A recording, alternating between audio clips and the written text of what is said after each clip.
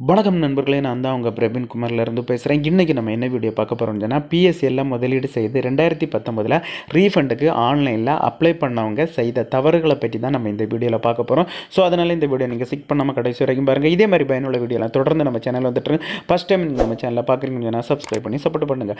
வாங்க ஃப்ரெண்ட்ஸ், நம்ம வீடியோக்குள்ளே போகலாம். அவர்களுக்கு வணக்கம். கமிட்டி ஆரம்பத்திலிருந்து ரொம்ப தெளிவான முடிவை தான் எல்லாருக்கிட்டையுமே சொன்னாங்க. அதன்படி இப்போ வரைக்கும் அவங்க தெளிவாக தான் நடந்துக்கிட்டு இருக்கிறாங்க. நம்ம தான் தெளிவில்லாமல் பதிவு பண்ணுறோம்.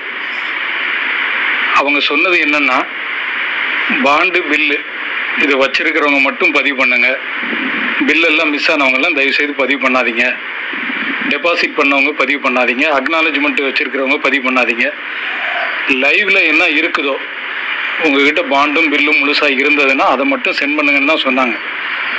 ஆனால் நம்ம என்ன பண்ணி வச்சுருக்கிறோம், எல்லாத்தையுமே பதிவு பண்ணி வச்சுருக்கிறோம்.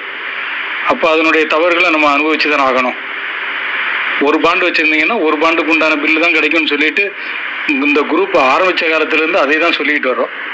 நீங்கள் என்ன தான் மெயில் போட்டாலும் அதுக்கான ரிப்ளை அவ்வளோவா கிடைக்காது. கமிட்டி அறிவிப்பு கொடுப்பாங்க, அடுத்து அவங்க எப்படி எப்படி நடவடிக்கை எடுப்பாங்கன்றது அவங்களுக்கு தான் தெரியும். அது வந்தால் உண்டு, இல்லைனாலும் இல்லை.